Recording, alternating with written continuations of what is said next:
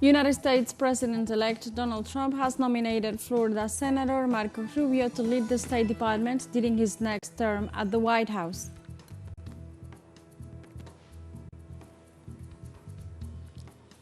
The Lebanese resistance movement Hezbollah attacked for the first time the headquarters of the Ministry of War and General Staff of the Zionist regime of Israel.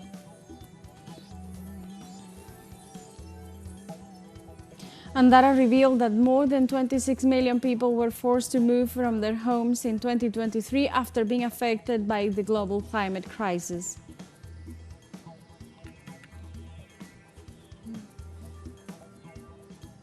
Hello and welcome to From the South. I'm Alejandra Garcia from TeleSUR Studios in Caracas, Venezuela. We begin with the news. Stay with us.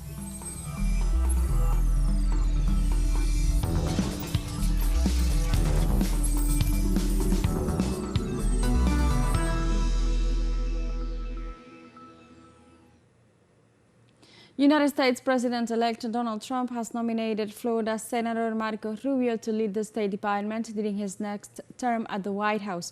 With the appointment, Trump puts an end to days of speculation where many had rumored his former political rival as his potential choice for the role. This election reinforces his incoming administration's commitment to a more aggressive foreign policy. If confirmed, Rubio would be the first Latino to serve as Washington's top diplomat.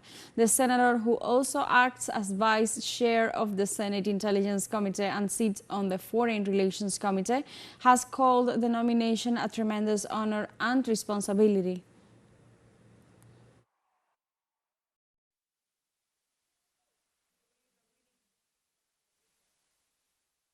It's a tremendous honor to the President would place his confidence in me in a position of such importance. It's also a tremendous responsibility, and the job of the Secretary of State is to execute on the foreign policy set by the elected President of the United States, and I hope to have the opportunity to do it if my current colleagues here in the U.S. Senate confirm me. The son of Cuban immigrant parents, Florida Senator Marco Rubio was born in Miami in 1971.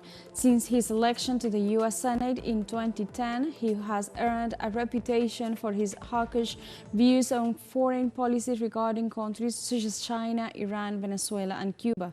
Precisely, Rubio has been one of the most active and vocal promoters of anti-Cuba policy in Congress, seeking to steer the U.S. government's stance on all of Latin America and in an even more aggressive direction. Rubio also strongly supports Israel's genocide in Gaza, blaming the Palestinian resistance Hamas for the civilian deaths in the coastal enclave. Regarding China, he has pressed for a more confrontational U.S. approach, introducing legislation to block tax credits for the use of the Chinese technology in certain products. Over the course of Trump's 2024 campaign, notorious for its marked anti-immigrant rhetoric, Rubio served as a behind-the-scenes foreign policy advisor to the Republican candidate.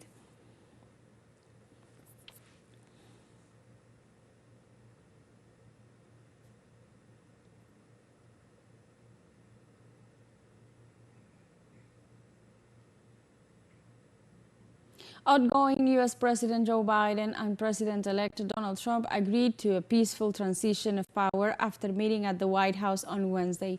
According to the White House spokesperson Karine Jean-Pierre, the meeting lasted nearly 2 hours, where the two leaders discussed important national security and domestic and international policy issues. The White House National Security Advisor Jake Sullivan told reporters Biden stressed that support for Ukraine was in the United States' national security interest, while Trump told reporters that he and Biden had talked very much about the Middle East. The traditional courtesy of welcoming the president-elect into the Oval Office is one that Trump did not extend when Biden won in 2020. Donald Trump will be sworn in as the 47th President of the United States on January 20, 2025.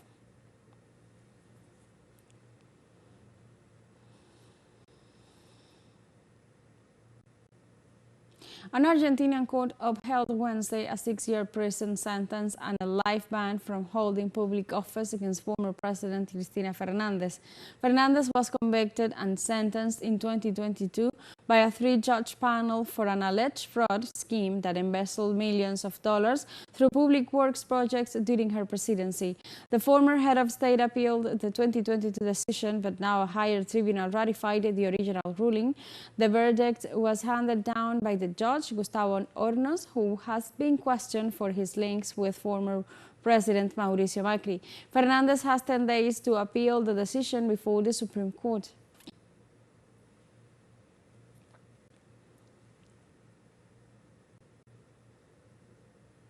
The President of Mexico, Claudia Sheinbaum, on her morning conference, recalled the importance of Mexican migrants and their work for the economy of the United States. We are even doing a study by U.S. state on how much they benefit the U.S. economy, but also how much does the treaty benefits it. The TMEC benefits Mexico, but it also greatly benefits the U.S. So what would a tariff mean for the U.S. economy? We are well advanced in this work.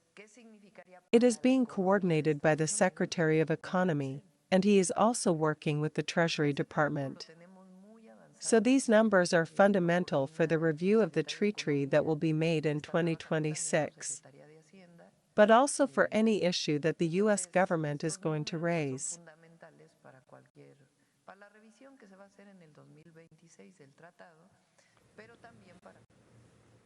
The Mexican leader praised the quality and dedication of the Mexican workers in the United States and how this country benefits from their outstanding working results.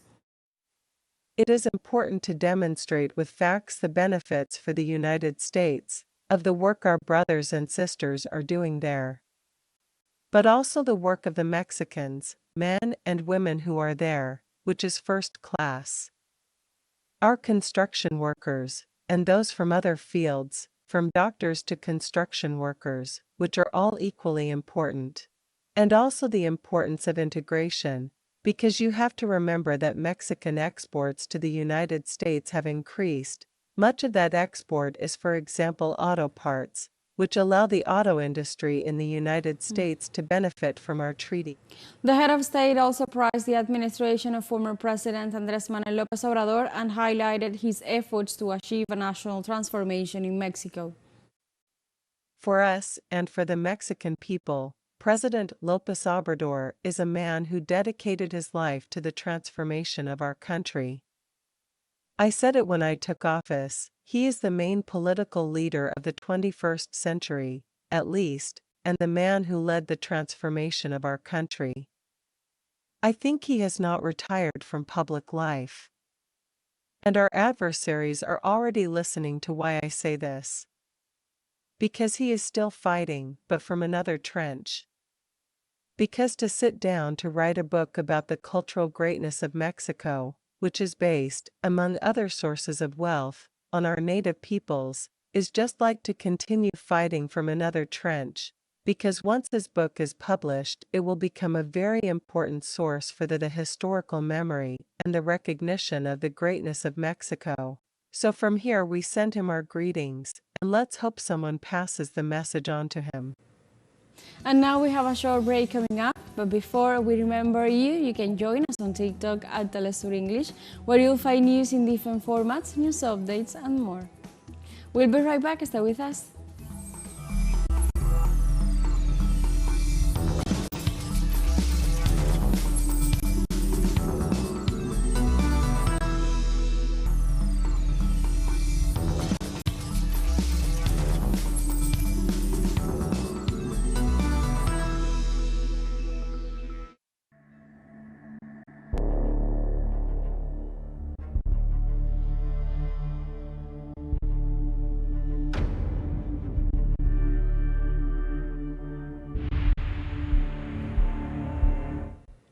Welcome back.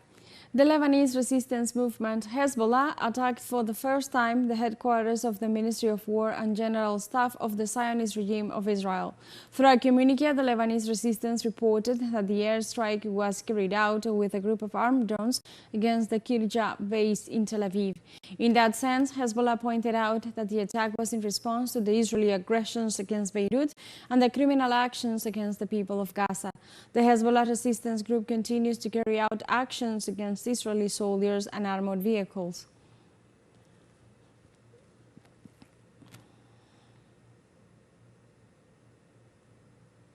The United Nations Office for the Coordination of Humanitarian Affairs in Syria denounced the worsening humanitarian situation in the country. According to the organization, Syria is facing a funding shortfall which has worsened the humanitarian crisis. They also detailed that currently 16.7 million Syrian citizens need assistance to survive, as well as at least 510,000 Lebanese, Palestinians and Syrians who fled from Lebanon to that country.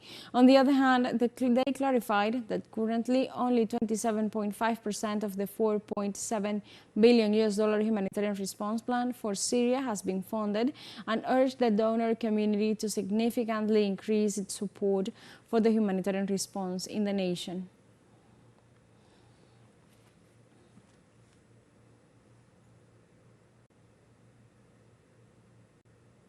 In Palestine, the Israeli regime killed at least 47 Palestinians and injured more than 180 in its latest attack on Gaza.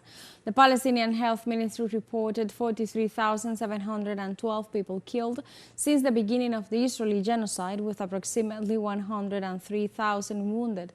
Authorities pointed out that Israeli forces committed 7 massacres against several families in residential areas, causing hundreds of wounded. In a report to the United Nations, Palestine denounced that at least 70% of civilians killed by the Israeli attacks are women and children. Authorities also affirmed that the health crisis is worsening with the lack of medical supplies.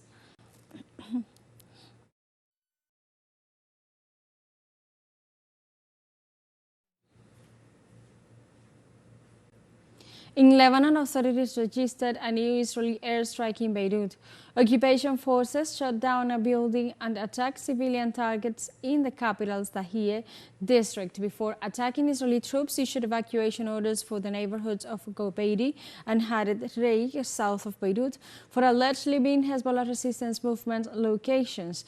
The Lebanese authorities have not reported or commented on any casualties. Only images of the impact of the attack have been broadcast in local media, while Israel stated that in this second phase of its ground operation, it will destroy Hezbollah's rocket launching capability.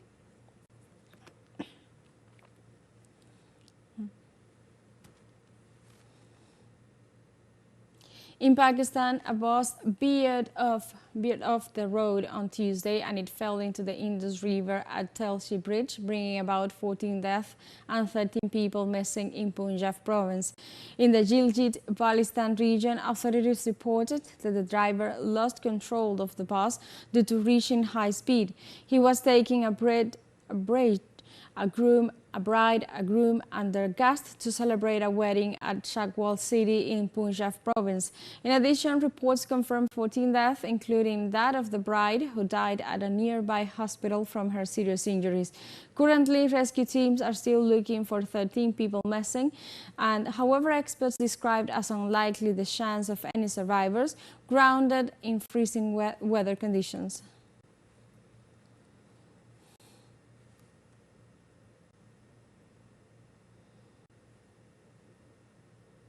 China highlighted the progress made in building a community of common destiny between Latin America and the Caribbean over the last 10 years. This initiative aims at strengthening relations based on closer cooperation as the vision of creating a community of common destiny becomes a reality in multiple actions and projects, generating tangible results for both regions. These alliances have been strongly supported and have led to improvements in several areas of development for the nations of Latin America and the Caribbean. Beijing is Latin America and the Caribbean's second largest trading partner. Moreover, the Asian giant have worked with 22 countries under the Belt and Road Initiative, expanding in sectors such as trade, infrastructure, energy, and digital technology.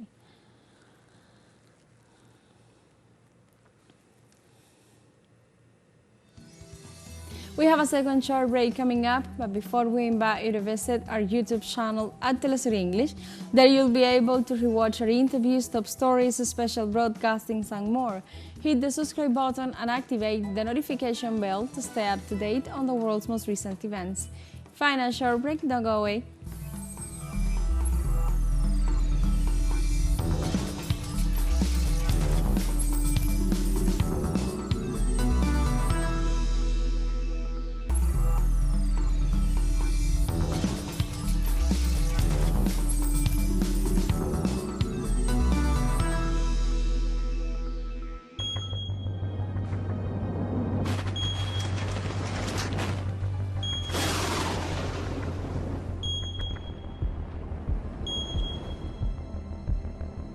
Welcome back to From the South. In La Guajira, Colombia, the effects of the winter wave hit the Colombian department and conditions worsen. This winter wave especially affects the High Guajira, where the inhabitants remain cut off from communications. In the last few days, there has been a rise in the price of foodstuffs, as many vehicles carrying food and fuel were trapped on the roads due to the poor conditions of the roads and could take up to 6 days to arrive. Moreover, the municipality of Uribia declared a public calamity due to the rains and the overflowing of the Cutanamana and Chemerain creeks, which affected more than 300 families.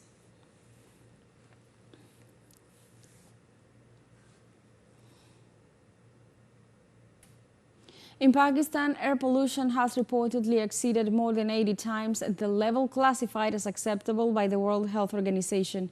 Precisely, the city of Lahore in the country's Punjab province remained enveloped in a thick smog resulting from low-quality diesel fumes and smoke from agricultural fires. In response, the local Environmental Protection Agency announced the imposition of new restrictions in 4 areas of the city, banning the use of tricycles equipped with polluting engines. As part of the measures, several employees of the public and private administration will work from home, and construction jobs have been halted.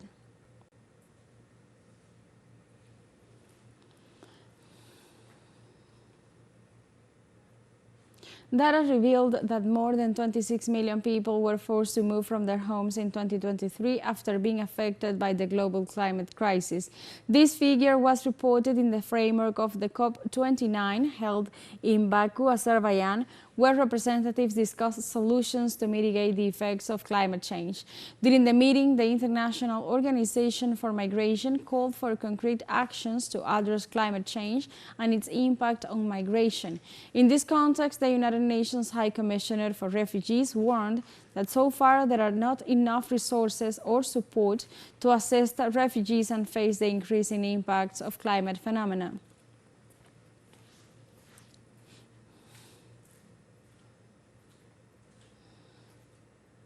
On Wednesday, several international airlines canceled flights to and from Indonesia's tourist island of Bali as an ongoing volcanic eruption left travelers stranded at airports.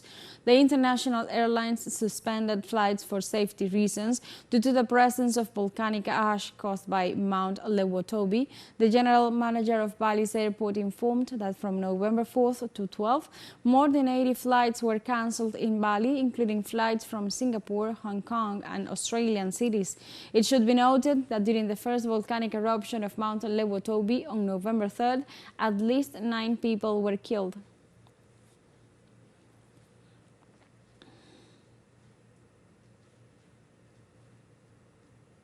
Spanish authorities issued a red alert in Malaga, Andalusia, and the province of Tarragona ahead of expected torrential rains related to a new cold drop event. Authorities in Catalonia decreed restrictions to mobility and the suspension of schools and sport activities in different regions of the affected provinces. According to the Spanish Weather Agency, the alert will be maintained in Malaga until midnight Thursday. The Valencian government also restricted the main urban bus service and the high-speed train that connects with Madrid.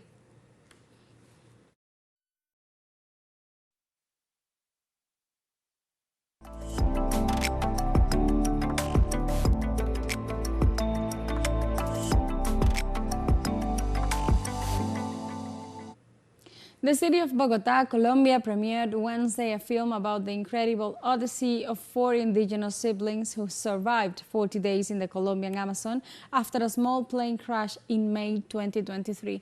Through video archives and interviews, the film, entitled The Lost Children, highlights the collaboration between soldiers and indigenous communities in the search for the children, transforming a relationship of mistrust into an inspiring bond. The story focuses on Leslie, the heroine, who ensured the survival of her brothers, Soleini, Tien, Noriel, and Christy Makutui, who had to face adversity with ingenuity and bravery, while their testimonies are recreated through animation. The film, directed by British Oscar winner Orlando von Einsiedel, will be officially released on Netflix on November 14th.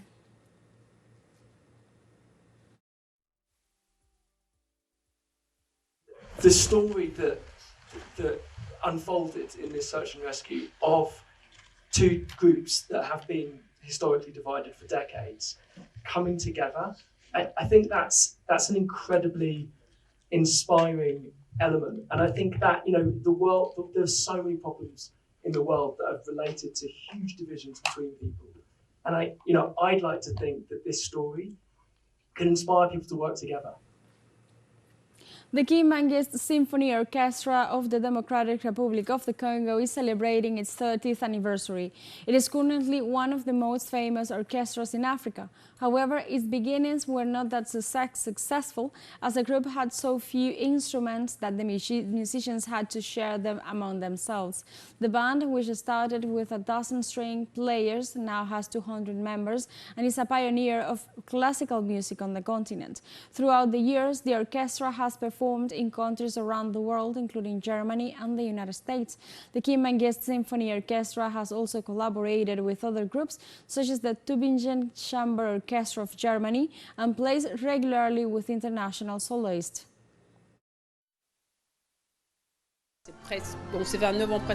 So, at 29, almost 30 years old, I'm proud to be part of this orchestra. It's a great achievement in my life. Because being part of a Kimbanguist symphony orchestra isn't easy, and a symphony orchestra isn't for everyone. There are tests, you have to pass tests, you have to go to the great classical music schools to join the symphony orchestra. But this is an opportunity I've been given, a gift from heaven. Thank God. With the help of the community who supported us, and a number of friends who also supported us in building this school, the school is here today, and we're proud of it. We said to ourselves, at least through this school, we can now think about the future for the children who are going to learn. We have come to the end of this news brief, but you can find these and many other stories on our website at telesurenglish.net, and join us on social media. We are on Facebook, X, Instagram, Telegram and TikTok as well. For TeleSUR English, I'm Alejandra Garcia. Thank you for watching. Tests.